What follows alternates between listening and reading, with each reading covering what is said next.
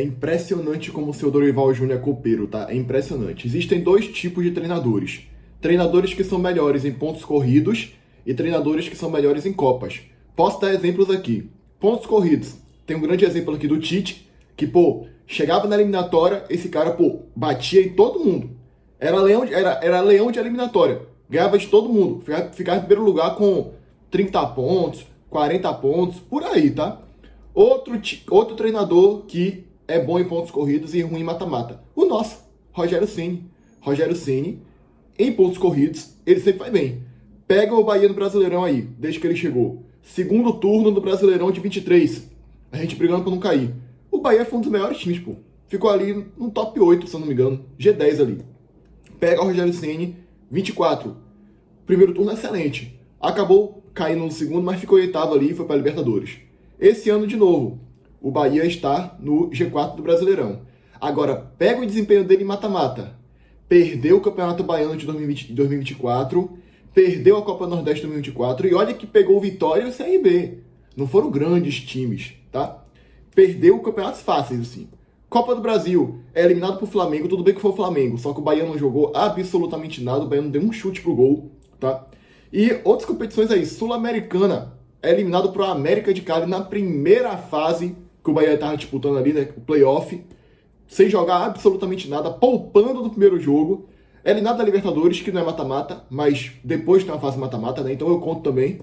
Copa do Brasil, como falei, é eliminado pro Flamengo ano passado, esse ano passou do Paysandu de boa beleza, agora passou do Retrô com bastante dificuldade, tá, sem jogar absolutamente nada.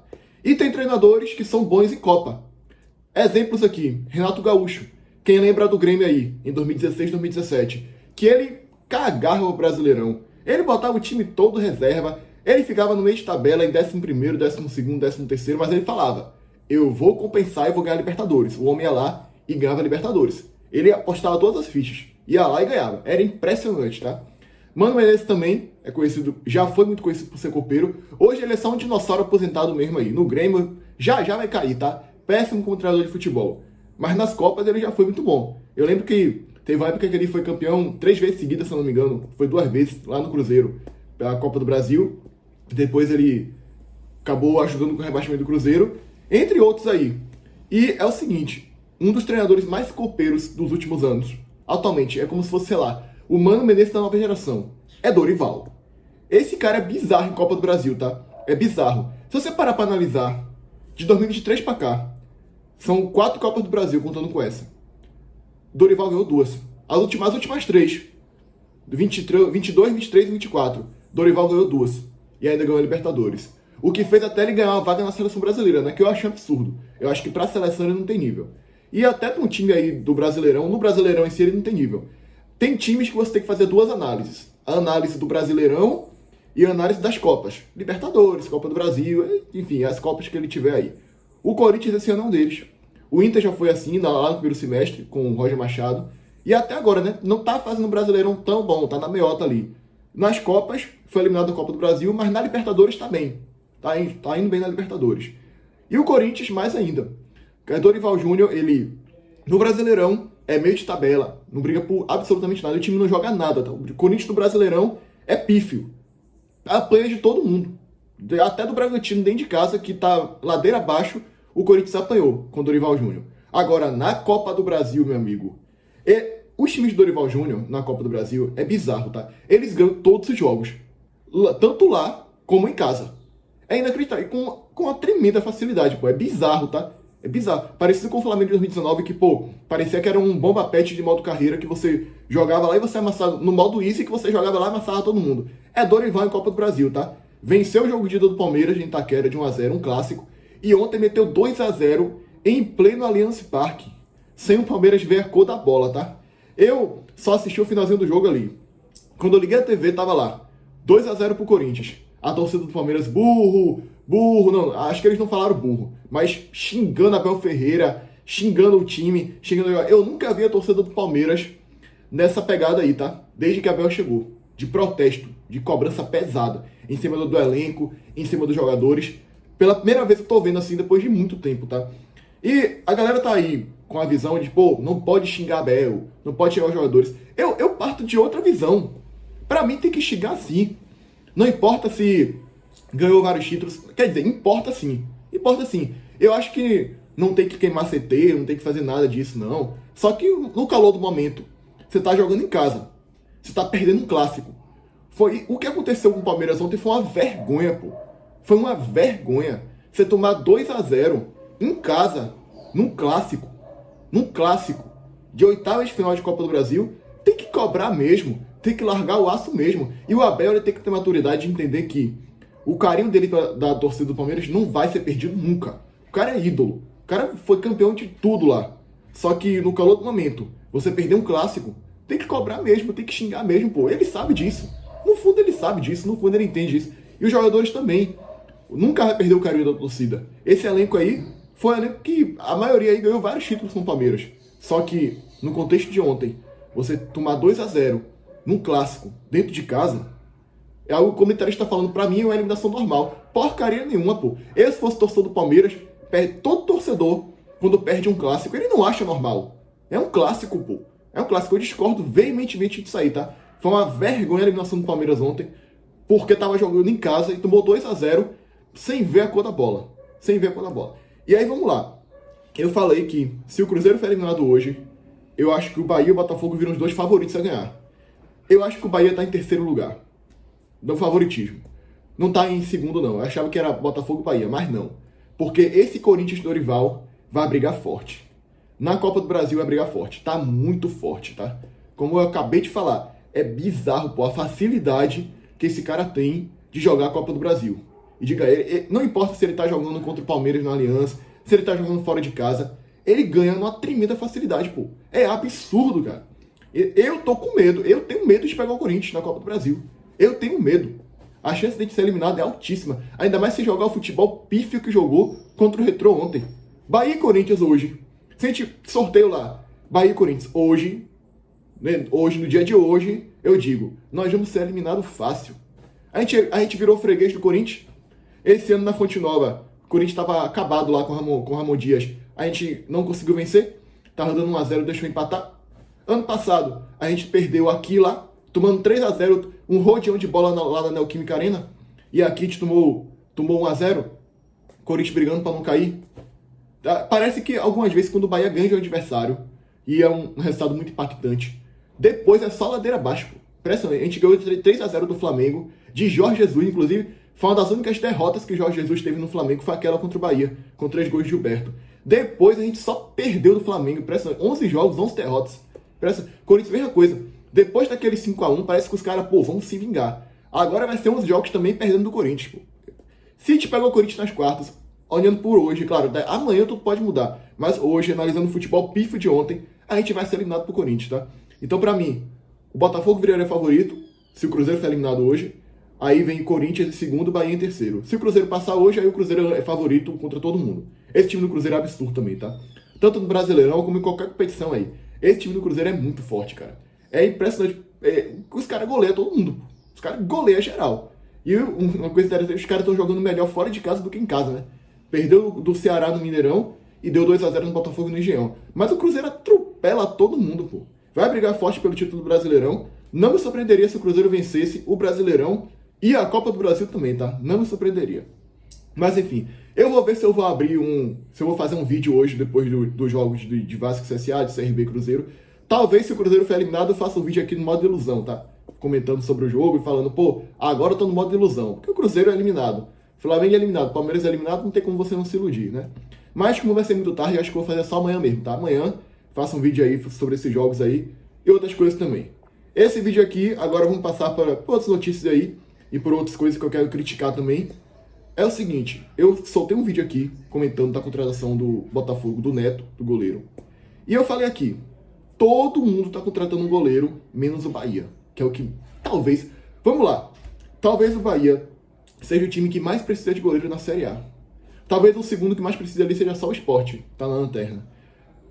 Vários times aí, até alguns times que estão brigando para não cair, tem goleiros de qualidade, e a gente que tá no G4 do Brasileirão, que somos o quarto colocado, não temos. Até o Retrô, pra mim, até o Retrô e alguns times da Série C e da Série B tem um goleiro melhor do que o nosso. E aí vamos lá, o Fortaleza, que tá numa crise desgranhenta, que tá brigando para não cair, acertou a contratação do goleiro Elton Leite, que estava no Deportivo La Coruña. O primeiro comentário, ó, e o Bahia nada de goleiro. É impressionante, tá? Até o nosso rival do Nordeste, que tá em uma crise tremenda, brigando para não cair, contrata goleiro, e Santoro tá aí, ó, com a bunda na cadeira, ó, sem fazer absolutamente nada. Porque eles acham que Marcos Felipe e Ronaldo vai dar conta do recado, né? Paciência. Eles acham que deixa os dois aí, que tá certinho, tá dando certinho. Eles já pensam assim, não, o Chelsea foi campeão mundial sem goleiro, a gente consegue ser campeão sem goleiro também. Eu tenho certeza que o que eu falei no pós-jogo, eu não me surpreenderia se os caras achassem isso também lá.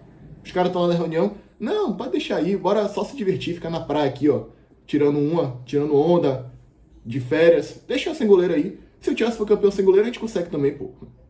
Inacreditável, tá? Até o Fortaleza contratando um goleiro e o Bahia não contrata. E eu tenho certeza, olha, esse Elton Leite, vamos lá, fazer uma análise desse jogador aqui, bem rasa, tá?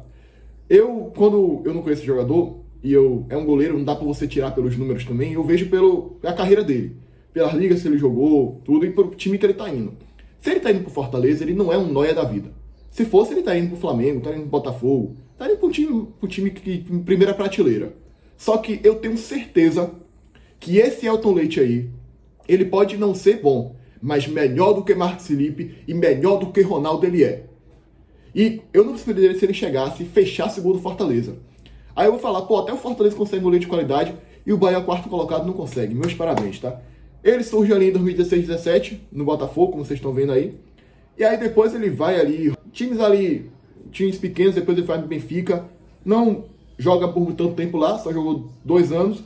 E aí estava agora, recentemente, no Deportivo La Coruña, na segunda divisão espanhola. Como vocês podem ver, pelos times que ele jogou, nunca foi um goleiro craque de bola. Foi para a Europa, mas nunca passou da segunda divisão da Espanha. O máximo que ele chegou foi o Benfica ali na Liga Portuguesa, que não é uma das melhores ligas da Europa, né? Tudo bem que o Benfica é um time grande, mas a Liga Portuguesa é muito fraca, né? Então ele nunca chegou aí para uma Premier League, ele nunca chegou aí para, sei lá, para uma Bundesliga, nunca chegou a nem estar no time médio / grande ali da Europa, sem ser gigante. Então, não é uma contratação que empolga, que anima.